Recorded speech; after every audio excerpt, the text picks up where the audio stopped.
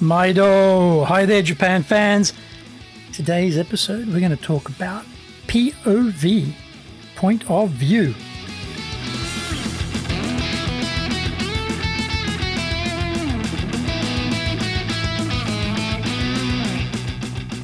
Preseno, Master Shimashou. This is the 5th year of the Presentation Japan Series podcast. We are beaming around the world to you from sunny Minato-ku in Tokyo.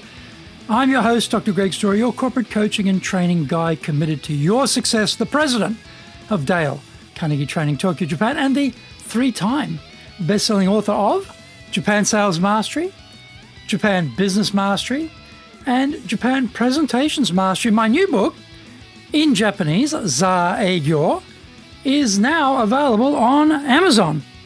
Become a better speaker who is clear, confident, persuasive, and highly influential with those around you. Don't forget to subscribe and share this podcast with your family, friends, and colleagues. We are not being sponsored by Libsyn, but we value your privacy, which is why we have our podcast hosted by Libsyn, who, unlike many other podcast hosts, have a strict policy that does not allow access to your private information by anyone. Here is our daily podcast lineup on iTunes. Mondays, the Cutting Edge Japan Business Show. Tuesdays, the Presentations Japan Series. Every second Tuesday, the Business Tatsujin no Oshie Show. Wednesdays, the Sales Japan Series. Thursdays, the Leadership Japan Series. Every second Thursday, the Business Pro Podcast Show. Fridays, the Japan Business Mastery Show, and Saturdays, Japan's top business interviews. Now, this is episode number 292.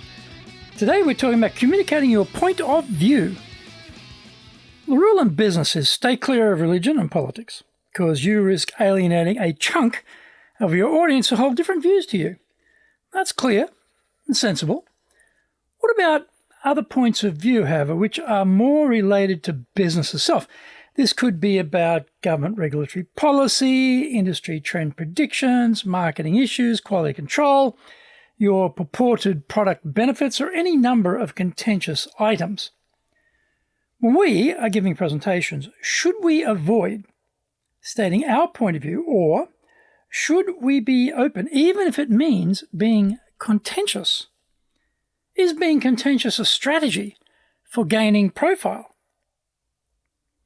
Our main objective in giving business-related presentations is to gain a positive impression for our company and make ourselves top of mind and tip of tongue when people are considering the need for our solutions.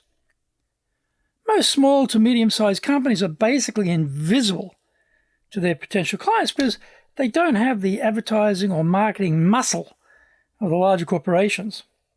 Giving presentations, getting quoted in the media, engaging in content marketing and social media are all typical ways of overcoming that problem. How much profile do we want?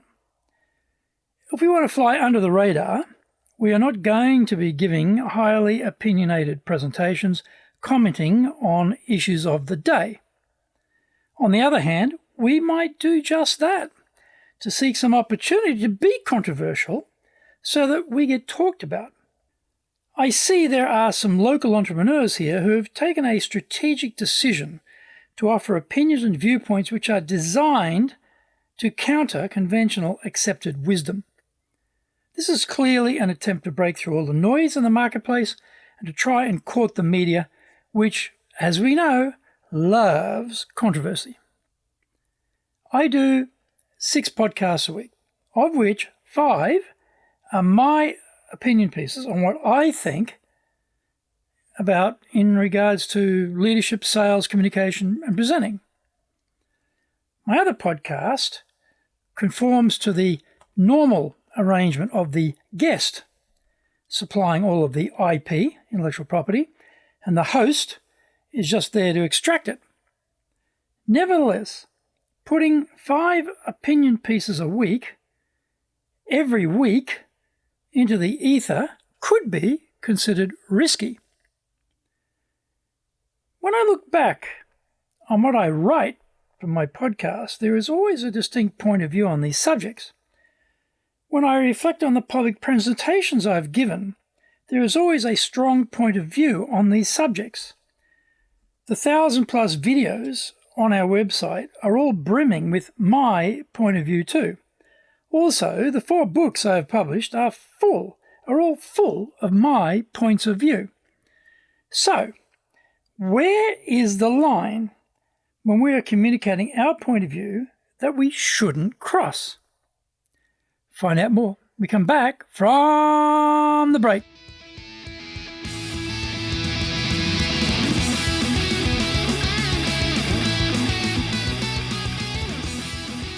Our show today is brought to you by our public programs, but we also do custom-made in-house classes. Now, we do them in our super safe classroom, we do them live online, and we do them in Japanese, and we do them in English.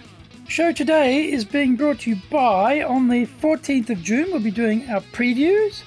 On the 17th, we'll be doing our Dale Carnegie course. That's the famous Dale Carnegie course. What are we up to now? 110 years that course has been running, so you've got to believe the Kaizen on that is absolutely phenomenal. Really working on confidence, working on leadership, working on communication, working on your ability to come out of your comfort zone, dealing with stress, having terrific human relations abilities. Very, very, very important topics all, and this is the course that wraps it all together. That's on the 17th. And in fact, we'll do another one of those on the 25th. On the 24th, we'll be doing another set of our previews. Check out our website at www.dale-carnegie, carnegie.co.jp. Lots and lots of value for you there. Now, to do better in Japan, email me at greg.story@dalecarnegie.com. Get my best-selling books, Japan Sales Mastery, that's the Bible for selling in Japan, and Japan Business Mastery, and my new book, Japan Presentations Mastery.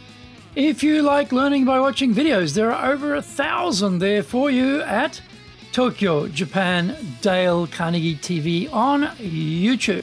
We release 3 TV shows every week on YouTube. The Cutting Edge Japan Business Show, which is the premier business show in Japan, comes out Mondays. Fridays, the Japan Business Mastery Show, and Saturdays, Japan's top business interviews, where I interview leaders in Japan from SMEs all the way up to the corporate captains of industry on one topic, leading in Japan. Every second Thursday, we release the Business Pro Television Show. Don't forget, you can email me at greg.story@dalecarnegie.com.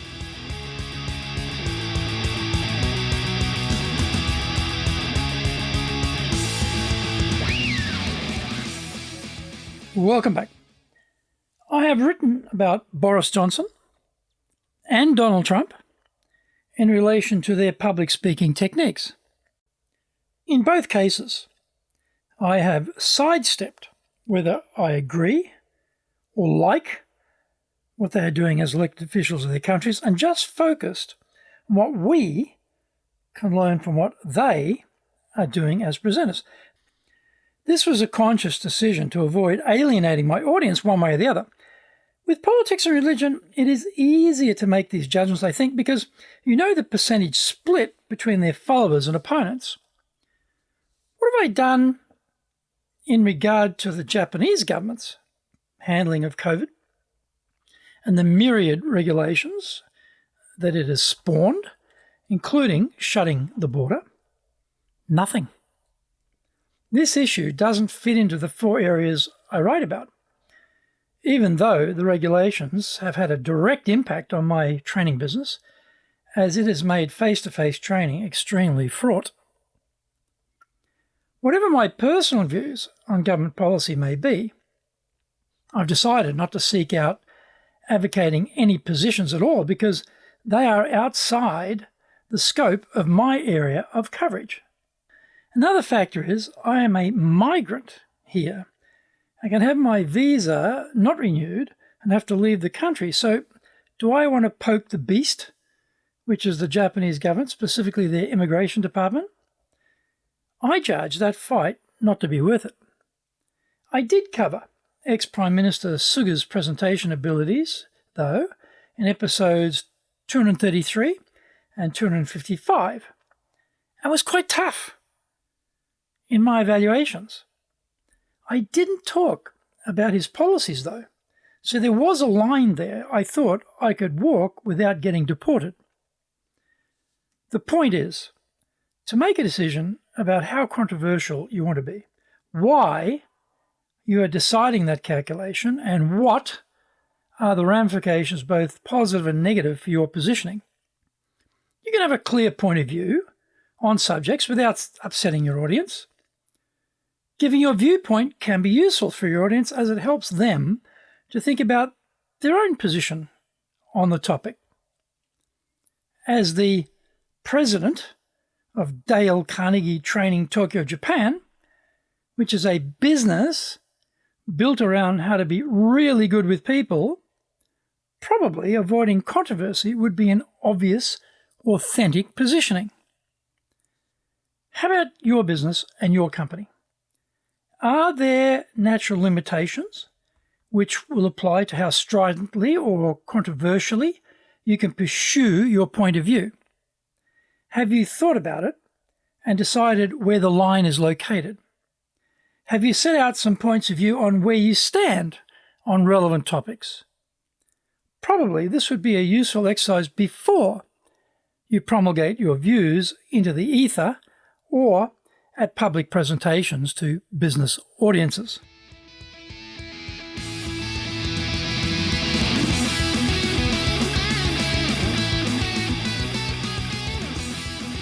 Thank you for joining the Presentations Japan series. If you got value from today's show, spread the love around and share it with your family, friends, and colleagues. Don't forget to subscribe and share this podcast. Immediately apply what you have learned today, use it, and go out there and become a presentations legend. Remember, I'm your corporate coaching and training guy in your corner, committed to your success here in Nippon.